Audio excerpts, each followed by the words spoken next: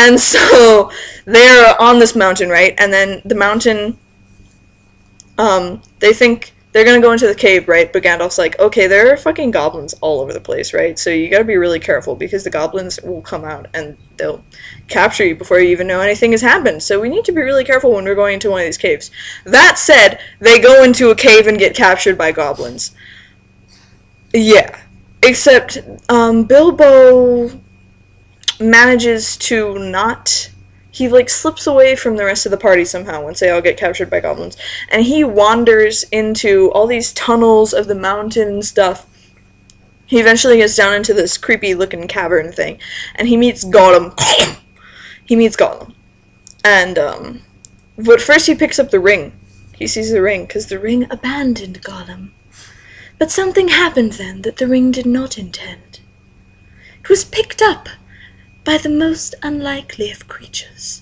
Bilbo Baggins. Bilbo Baggins picks up the ring, alright? And so he's like, oh, this is a pretty cool ring, except it doesn't fit my finger, because the ring is like this big. It's for frickin' Sauron, right? And his finger's like that. Excuse the... Wait, that's not a sex thing. Alright. Anyway. It changes size? That doesn't even make sense, and the writing has to be smaller, and... It's magical. Well, the ring changes size, apparently. Anyway, so Gollum, right? Gollum's like, fuck you, man, you took my damn ring, my ring is missing. He's like, my precious. And he's looking around for it, he's freaking out, right? Because he lost his ring, and he turned into this creepy-ass thing because of it, and all of a sudden it's gone. And so, he happens upon Bilbo, he's like, Bilbo, I'm gonna fuck you up, man. Where's my goddamn ring? And Bilbo's like, I don't know anything about any ring, I don't know what you're talking about. And then one of them, I think Bilbo suggests, oh, why don't we solve this like men by having a riddle contest? Yeah, 3 riddles each, and if you answer the riddle properly, then you can eat me, and if you don't answer it properly, and I win, then I get to go free, which seems like a great deal to make when he could just eat him. He could just eat him. But instead we have to riddle contest first before he can eat him. It really doesn't make any fucking sense. Like, if someone was about to shoot me, okay, I wouldn't be like, hey! Wait. What if first we have a riddle contest first, okay? And then, if I lose, you shoot me, and if I win, you don't. And the person would be like, yeah! That sounds like a great idea, let's do that. That wouldn't actually happen. But in Lord of the Rings, it does happen. So, they do all these riddles back and forth. One of them is like about eggs and treasure chests and darkness or something like that. And they go back and forth for a while. There's some scares where Bilbo doesn't quite know the answer, but he gets it eventually. What the fuck? Get out. No, there's Wyatt. He's a beard. He looks like a caveman, but he's an attractive caveman at least. So, they eventually get to the end, and then Bilbo runs out of riddles, like an idiot. He runs out of riddles, alright? So he's like, I'll give you 3 guesses if you can figure out what's in my pocket. That's not a riddle. That's not even a riddle. That doesn't make any sense. But Gollum's like, okay, well, alright. That makes sense. And so Gollum does, he has 3 guesses, and he guesses some things. One of them was nothing, I believe. He thought he'd outsmarted Bilbo at that point, but Bilbo's like, no. It's actually the one ring created by Sauron to channel all of his power into a ring form, which later we're going to spend 3 books trying to destroy. But that didn't seem like an obvious enough answer, so he gets to go, and Gollum's, like, super pissed, and I'm pretty sure Gollum tries to kill him anyway, but he gets away. And he gets on the mountain, and once he gets on the mountain, he encounters the dwarves and Gandalf again. I don't know, somehow they escaped and whatever. Something happens. And then they get chased by goblins, right? Up into these trees, and they climb the trees, and they're like, oh, well, shit, we're gonna die. And then they meet some wergs, or wargs, or however the fuck you pronounce that. And they're like wolves. They're like scary wolves. They're in the Two Towers movie. They just come and they attack someone, and Aragorn almost dies, but Arwen wears a translucent dress, which brings him back to life. And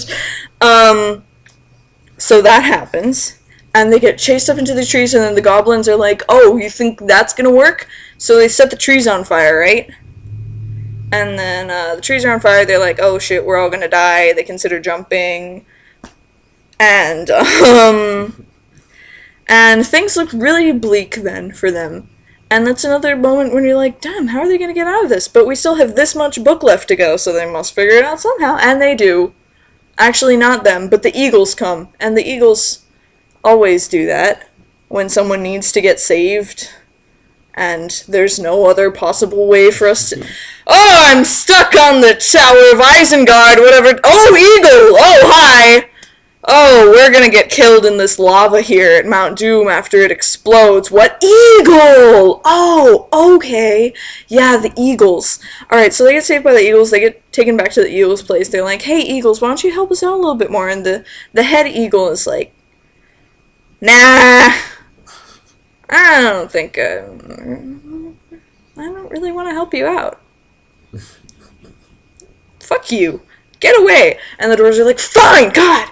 So then, instead of going by Eagle to the Lonely Mountain, they have to go through Mirkwood. Which sucks. But Gandalf's like, oh, Mirkwood, huh, yeah, I have some very important business to attend to. But before I leave you, right before one of the most trying trials of the book occurs, as I always do, don't stray from the path. Don't stray from the path. Don't stray from the path. Don't stray from the path. Don't do it. So they're like, okay, don't stray from the path. We get it, Gandalf. Okay, we're not going to stray from the fucking path. So they go into the woods, and then they stray from the path. Because the thing, you know why Mirkwood is called Mirkwood? The woods, okay, it's woods, right? They're really murky, okay? That's, like, dark, and, like, the trees are over you the whole time, and it's, like, it's super dark, and there's, like, it's hard to find food, and then everything you shoot turns out to be poisonous. Like, all the shit, it tastes like crap, and it's poisonous, and the water, it's not that great, and it's just dark and murky, and it's bad. And Gandalf's not around. So they go through there, and they're like, oh, maybe if we stray from the path, something good will happen. No. Alright, so they encounter some big, scary spiders. Is that what happens, right? Big, scary spiders. Yeah, they encounter some big, scary spiders at some point. And, Bilbo, somehow, how does he get Sting? Oh, he recovers it from some kind of...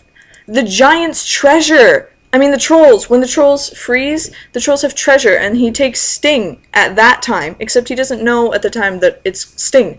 And so when he draws it, he kills some spiders with it. Just when things look all bleak, some cool shit happens. He kills the spiders, and then he's like, oh, I shall call this sword Sting because of something that I forget.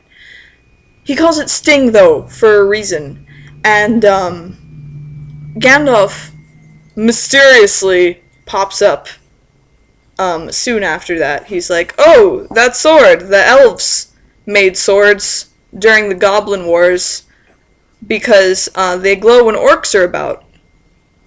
And Bilbo's like, oh, cool! Yeah, alright, I'll keep Sting. And so Frodo has Sting, you know? If in The Lord of the Rings, he's Sting.